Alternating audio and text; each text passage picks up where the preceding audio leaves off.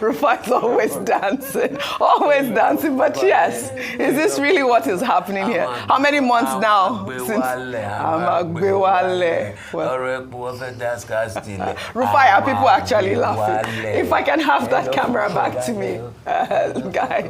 But is that really what is really happening? But anyways, in the meantime, former Minister of Transportation, Rotimi Amechi, has expressed his disappointment at the way Nigerians are responding to the nation's current economic challenges, stating that he had expected more visible reactions from citizens, particularly the young people. Let's take a listen. I'm angry with the citizens. Yeah, I've said it several times. You can't see a group of people stealing your money, impoverishing you. You can't buy fuel, you can't buy anything, nothing. And then you'll see, look at what happened in Edo. Should any politician be campaigning in Edo? People should be angry. There should be protests, not even protests of against anybody, it's against politicians. We will not vote. There will be an election in our state. That's what the people should be saying. Because the rate of hunger now, if people like us can't afford diesel, you can imagine what's happening to my mother. And, okay, but we don't put my mother because I will defend my mother. Those who don't have children like us. So my mother is still alive, and there are those whose parents are still alive that can't afford. In fact, somebody said, well, what this government has achieved is that it has made Nigerians to be strong, in the sense that Nigerians now trek. I know walking helps the heart. So people have learned how to walk to their offices. All right, Dr. Bati, would he have said this if he was in this administration politics? Minister, as he then was, yes. Governor, as he then was, yes. Rotimi Amechi. He was governor in Rivers State. He was Minister of Transportation at the federal level. This hardship that we're suffering, was further compounded, created, established under the 8 years of somnambulism of the same government that he served under. Now he's saying people should be angry. Well, his statement could be interpreted as incitement, saying that Nigerians should go to the streets. In fact, he even went further to say he couldn't understand why people came out to vote during those state election, where the only legitimate way to change government, to transit from one administration to the other in Nigeria, is through constitutional change of government, through elections. And here is Amechi, who has been Speaker in Rivers State House of Assembly, who has been governor for 8 years, who has been minister at the federal level, saying that he doesn't understand why people should vote. For his personal information, may he be reminded that Nigerians are indeed angry. They were angry under Buhari. Tinubu has added hunger to the anger. So Nigerians are indeed angry. They are indeed hungry. But now, it's very convenient out of government to sound like a radical. I don't know whether he has joined the Soar's political party now that he's saying citizens. Is he not one of us? He's one of us. He's also a citizen. Why does he not himself go on the road to carry placards with members of his family to say that we are hungry and we are angry? That's that about him. The second thing, NLC is saying, well, this and that. Well, there are certain things that Joe Ajaero said that may be relevant. He says that this will further make life difficult for people. That is true. If we have to buy fuel at 1,030 naira, then of course it means life will become more difficult because there will be inflation. So Joe Ajaero was commenting, just like Amechi, on the state of the nation. He was speaking at an event. And he also went on to say government should do other things, but Labour itself must think out of the box. What alternatives has Labour offered? Labour has been fighting this fuel price matter since the days of Obasanjo, 99 to 2007. What alternative ideas did Labour put on the table? All these Labour people, before you know it, they will become governor. Before you know it, they will become, they will be given appointment. Before you know it, their life will be better. They will claim they are going on strike. Which strike have they done that has been successful in terms of giving options to government. You get to a point where Nigerians, we're even beginning to say that they no longer trust organized labor. That what is labor saying? Well, I don't imagine that Joe Ajaero can take a unilateral decision to challenge government, but about the hardship that Nigerians are experiencing, and they will experience more as a result of what has happened, I think it's right on that score. Number 3, it was blaming NNPC Limited. I said earlier when we discussed this subject that NNPC Limited is now a public, a limited liability company. It's also a marketer in the space like all other persons. What NNPC Limited has said is that it will no longer be the main off-taker. The arrangement was they will off-take and then they will sell to the distributors within the market. Now NNPC Limited is saying, let everybody go to Dangote refinery to go and take the products. They are not going to stand in between to provide subsidy of 134.16 naira. They also have a stake in Dangote refinery, 7.25% equity stake in Dangote refinery. But I imagine that in the days to come, more details will come out. And the final question is, why are the refineries not working? I thought they said the Port Harcourt refinery has been mechanically completed. This mechanical completion is taking almost a whole year, and nothing is coming out from there. In December 2023, they said they were producing at least 60,000 barrels per day from that refinery. Where is that 60,000 liters? Yeah. Other questions. We don't even know how much fuel we consume on a daily basis in Nigeria. The figures keep changing. 43,000, 50 million, 60 million. Nobody knows. In a country that is supposed to be run by data. Now we will be, some importers, apart from NNPC Limited, will be taking fuel from Togo. Yeah. Which fuel are they producing in Togo? They will steal Nigerian crude to Togo. We will go and be buying from Togo. We will be buying fuel from other countries. So it's a very messy situation. I hope someone someday will clear the mess. Yeah. And where in all of this is the Nigerian midstream and downstream Petroleum Regulatory Agency, which is the agency that fixes prices. They are busy playing possum in NMDPRA. They are playing possum. Yes. I mean, one thing I took away from Joe Ajaero's statement was that, this whole inflation, and it has basically recalculated our budget at this point. I want to pull off a graphic about, what Nigerians were spending before Tinubu came into power. And here you can see it here. They said before, sardine was, 300 naira, and peak milk was 250, but sardine now is what, 1,800 naira? I mean, I can't really see the graphics there if you can help out. But yes, so I mean, add diapers to that. The diapers for you, but you can see the disparity here. It is huge. I mean, it is really huge. Yes, now sardine is 1,008, peak milk is 1,000, spaghetti 1,000, derica of beans 2,500. I mean, this is an estimation we did with our interns. They went ahead to find the prices. Tomatoes, I think that there was a bit of relief with tomatoes recently. I don't know. But, I mean, look at the difference at this point, Rufai, inflation. You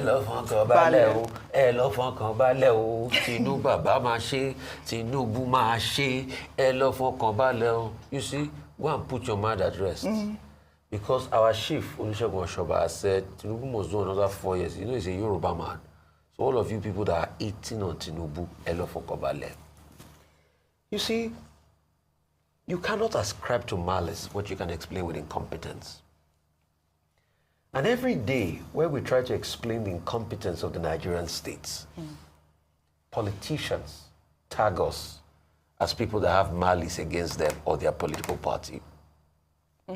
But history and time will vindicate us that we are indeed patriots for the growth of this country. All of this the NNPC is doing is a game. The NNPC has not told us the full truth about this subsidy matter. The same NNPC that denies that they were owing international creditors or those that sold them crude. The same NNPC that's not been able to give us when the Dangote, when the refinery, Port Harcourt refinery will be completed? Sometimes I blame Labour, but sometimes I don't want to blame Labour in this because the president lied to Labour. He told them that the Port Harcourt refinery will be ready by December. This was the part of the first agreement they had when they had the first strike. And those were part of the agreements Labour acceded to be able to let things slide. Because the president told them it will be ready. Do you know when Mr. Femi Falana sent a letter to the company that were the contractors that were doing the Port Harcourt refinery? What happened? The contractors said they can't tell him when it's going to be ready. So you have a lot of lies. And I still keep repeating, subsidy has not been removed because that's the new lie they told us today. It's another lie to be able to buy time before they give the next increments. Oji, do you know if you're buying 1,030 naira per liter, do you know how much that's going to be in dollars? That's 0.64 cents. All our neighboring countries sell beyond $1 per liter at the pump price. That's to show you subsidy is still being paid. But they will keep the lies on because of the games that are going on. Till today, the same NNPC is not telling you how much we are consuming.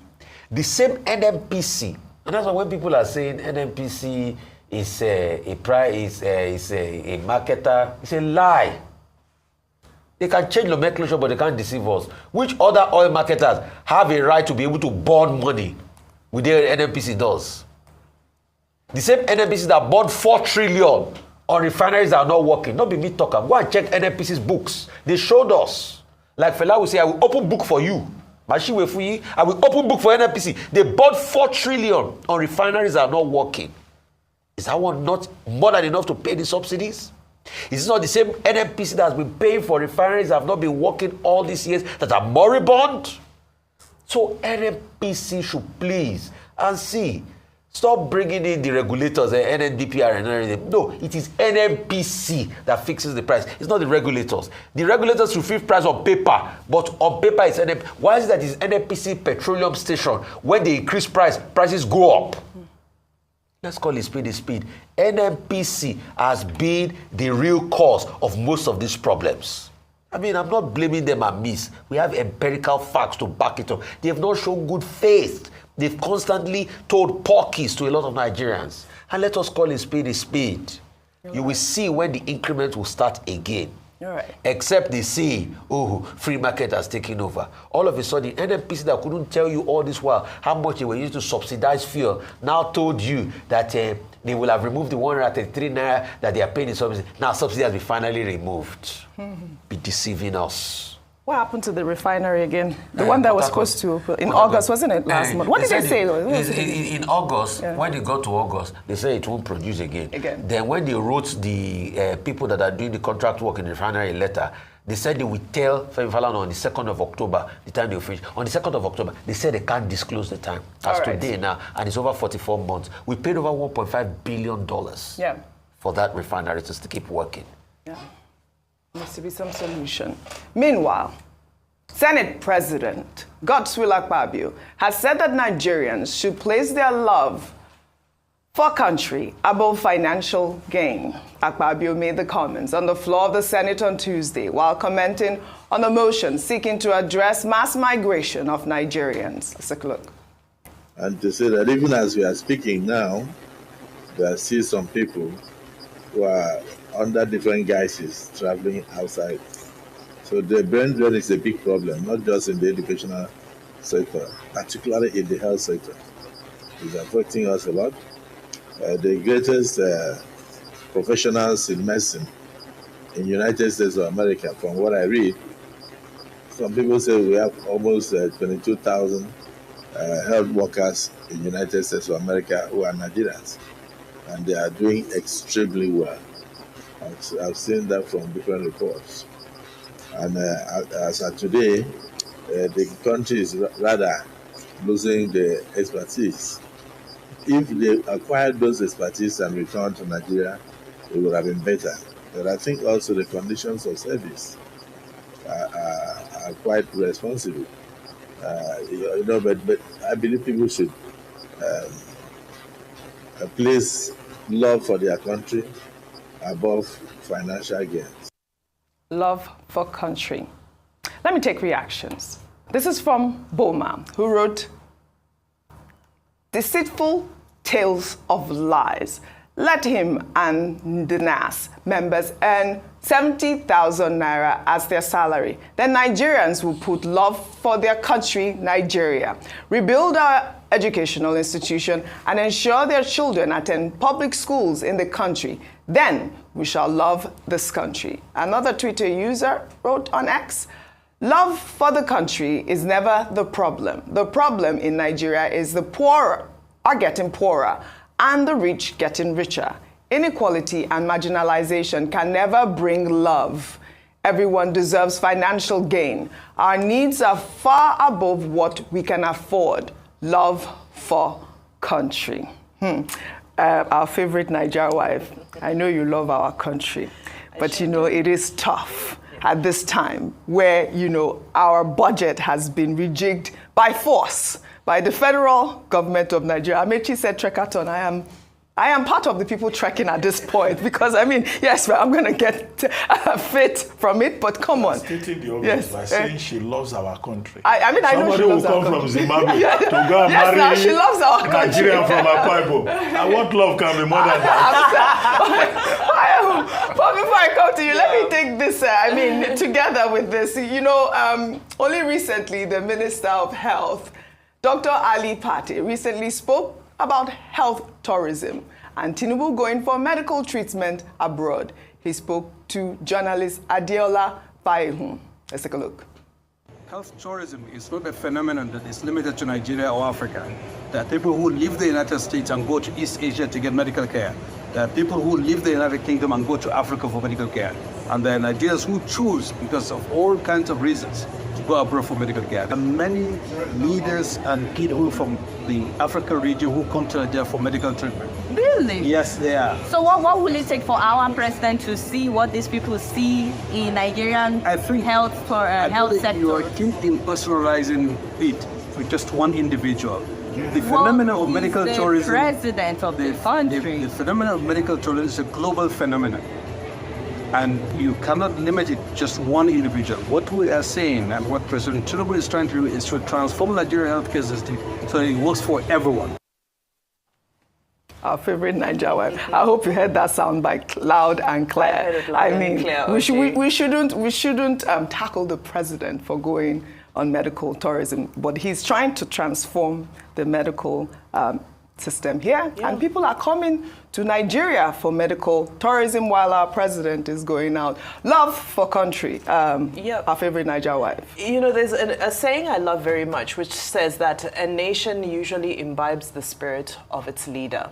And so for me, it's quite profound that, God's will, Akpabio will be talking about, you should love your country more than financial gain, because I feel that conversation needs to begin there in the Senate with his colleagues, in the House of Representatives with his colleagues, in the executive with his colleagues. Let's have that conversation at the leadership level and say, hey, my comrades here at the table, can we rather, let's choose our country over financial gain? Mm-hmm. You know, was it last month or a couple of months ago, President Joe Biden took his 2 weeks vacation and he went to Delaware. And what they did in Delaware is they sent pictures of him on the beach every day hanging out with his wife. And he didn't go anywhere, he didn't travel abroad, he didn't go anywhere internationally. Here in Africa, I always have to commend South African President Cyril Ramaphosa, who always looks for a resort somewhere in South Africa. When he takes his annual leave, he'll either go to his farm in Palapala, or he'll go to Cape Town, or he'll go to Port Elizabeth, but he always keeps it very local. And it's such a great opportunity for us to package our country as well and to show the world what we have. But, for us to now sit and look at the people who are doing all they can, grappling with, do you know what it means to wake up one day and suddenly find out that fuel has just gone up, and nobody even has the courtesy to send out a press release or whatever. It's by gist that you see. They said the fuel has gone up, or people will start calling you, fuel has gone up. Have you heard? We didn't even know the real price until journalists started driving around to the different fuel stations to find out, okay, this is the development that has happened. So somebody whose salary has not changed, whose income has not changed, is now battling with the reality of how this is going to impact their daily bread. And this person now finds a better opportunity somewhere where they can make something of themselves and look after their families and support their families and get them a good education and get them not have to worry about your children drinking clean water. Just something as basic as your children drinking clean water. So, you know, it's very unfair for us to now try and blackmail people who are just seeking self-preservation and now say that you need to love your country more. That's the first point, sir. And the second point is that we also need to separate love for country, patriotism, from love for government or current administration. People are allowed to dislike the administration in power. But that doesn't necessarily mean that they don't love their country. Yes. We have to separate those things. I like that. Very well said, our favorite Nigeria. I love the word that you use, blackmail. Dr. Abati, a comment from you. Okay, no, she just made a point. Love of country is to be separated from love of the administration. Oftentimes, politicians confuse the two. Yes. They think that if you criticize government, then you don't like your country. Nationalism is different. Absolutely the principle different. in Latin maxim is pro patria mori e duce decorum. It is fit and proper for one to live and die for one's country. That's nationalism. And I'm sure that there are more than enough Nigerians who love this country. The ones who japa, who leave Nigeria, it's not because they don't love Nigeria. It's because circumstances here have been made difficult by the politicians that lead us. The question to pose is that, do the politicians, the people in positions of power, do they love Nigeria? That's the question. Because if they love Nigeria, they will not be punishing Nigeria in this manner. Yeah. They told us, President Tinubu told us, hello for Kambale. Okay, we are all in a state of anxiety, That is what it particularly on this occasion of World Mental Health Day. Yeah. The entire country is suffering from mass psychosis because people are not happy, people are depressed, people can no longer buy basic necessities, they cannot feed. It is the leaders of Nigeria who say we should sacrifice and love our country. They are the ones who should make necessary sacrifices and love the country and identify with the long-suffering masses of Nigeria who, as I said, are likely to suffer more as the social effect of this hike in petroleum prices and rising expectations and the hike in everything will begin to affect us. Right. We who do not have access to yachts, do not have access to, what is that, the Aveku, brand new SUVs at state expense, and at state expense. Foreign vacations at state expense, foreign medical trip at state expense. No, they must identify with the people. That's when they can talk about love of country. Love for country, different from nationalism. Well, let us, speaking about nationalism, let's take another story, relates to this story. The Director General of the National Orientation Agency, Lanre Issa Onilu, in a statement on Wednesday said that Nigerians should seek permission before using the national anthem.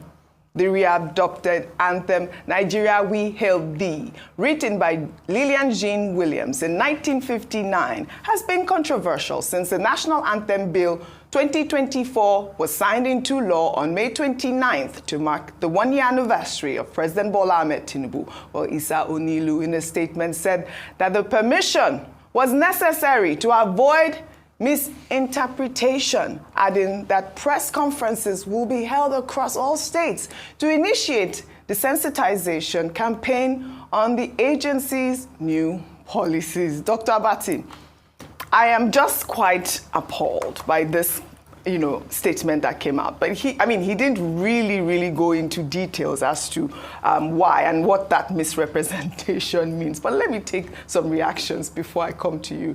This is from Daniel, who wrote, "Only the DG of NOA knows what he is talking about.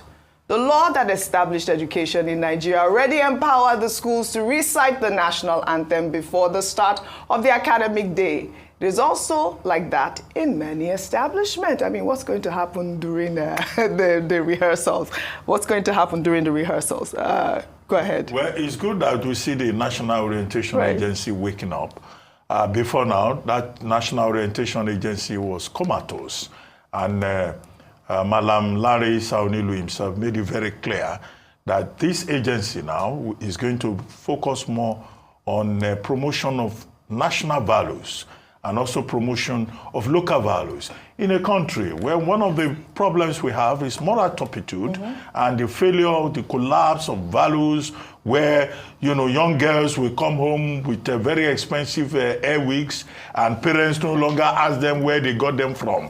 Where young boys will come home with brand new vehicles and their parents will say, oh, God has blessed my child. So there is a need, as Larry Saunilu pointed out, for value reorientation. One of the things he also said is that the Nigerian flag is being abused, that the color of the Nigerian flag is green, white, green, and that the green is Emerald 2.0.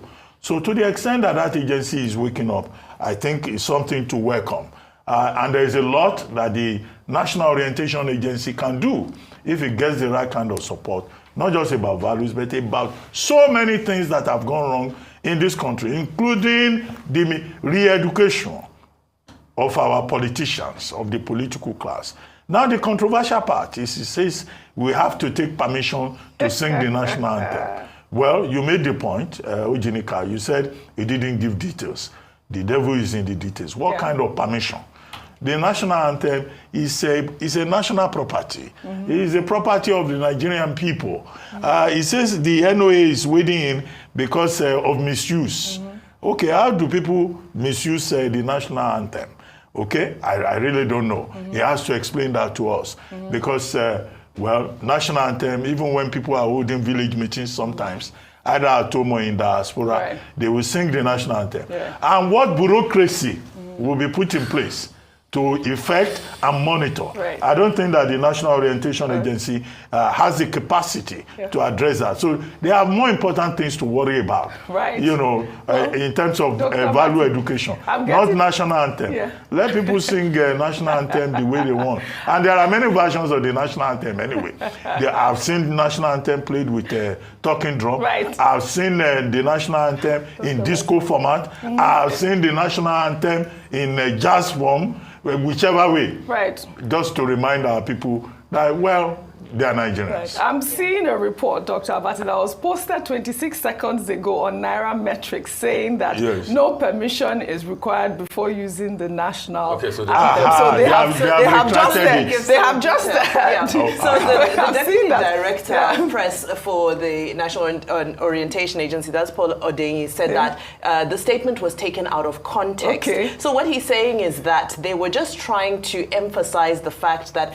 the correct melody needs to be used and the correct where the national symbols, the flag and so forth are being used, that the correct assets should always be used. So he is kind of backtracking and he's saying that the DG was taken out of context. All they're trying to do is to encourage people to ensure that they're singing the correct national anthem, so they will always make sure that the correct version of everything is available. Very good. I mean, the National Orientation Agency is such an important agency and they need to continue with their sensitization. Because of time, Rufai, let me take this story. Okay, there is a press release here. Yes, that's what I just read out to you. Well, let's take this story. Dismissed female soldier Ruth Ogunleye, who accused 3 senior officers in the Nigerian Army of harassment, intimidation, and threat to her life, has appealed to the Chief of Army Staff, Torid Lagbaja, to review the outcome of the investigation that led to her dismissal. Ogunleye stated in a video published on TikTok that she believes someone tampered with the outcome of the investigation. She also apologized to Lagbaja over her earlier comments against him, adding that her comments were triggered by frustration. Let's take a look. I'm sorry, have mercy for disrespecting you. Have mercy. Forgive me, sir. So this has to do with my reputation, my name. You know, it's not good for one to be stigmatized. It's not good. You know, stigma can lead people to death. And I will also beg you, if the case will be reviewed, because I feel someone somewhere tempered with the result. I'm very, very sorry, sir. I don't want to say much on this video, and I don't want to make it look as if I am assuming or anything, any assumption. This video is for just to apologize to you, sir. Only you. Gary Jimmy, Emma Binu, sir. I'm very, very sorry, sir.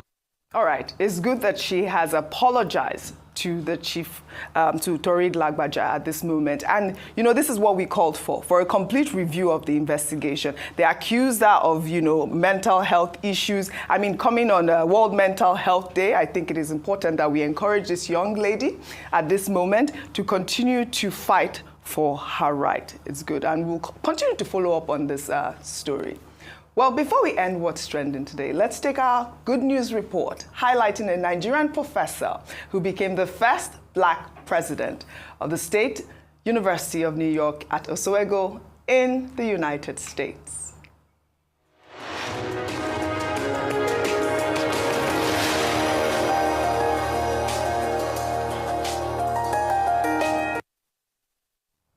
On September 27th, Dr. Peter Nwosu, who hails from Anambra State, Nigeria, was inaugurated as the 11th president of the State University of New York, an institution that was established in 1861.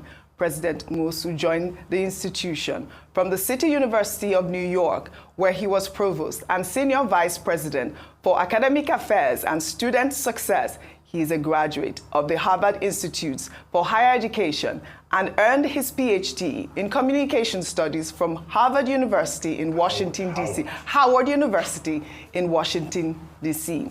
Dr. Nwosu is a passionate advocate for access to high-quality education and a strong believer in the power of collaboration and shared governance. He was joined by family and well-wishers as he became the first black president of the institution.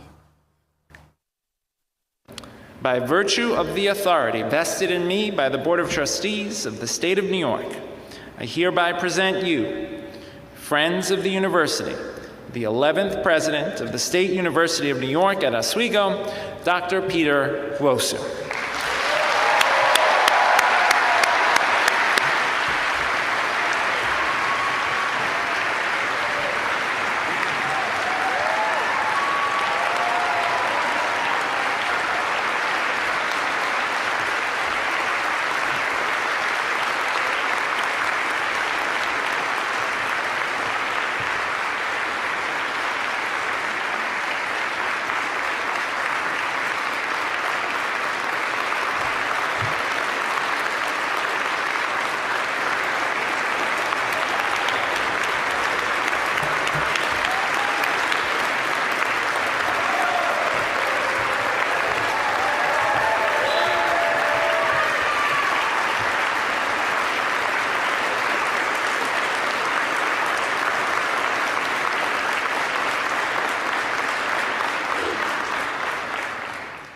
All right, we have no time, but congratulations, huge congratulations, Nigeria. We are heavily represented. We are heavily represented. You can see all of our brothers in the Ashwebi. You saw that. Congratulations, congratulations. Congratulations to you. Well, all right. I'd love to thank you all for your great analysis, as always, on What's Trending.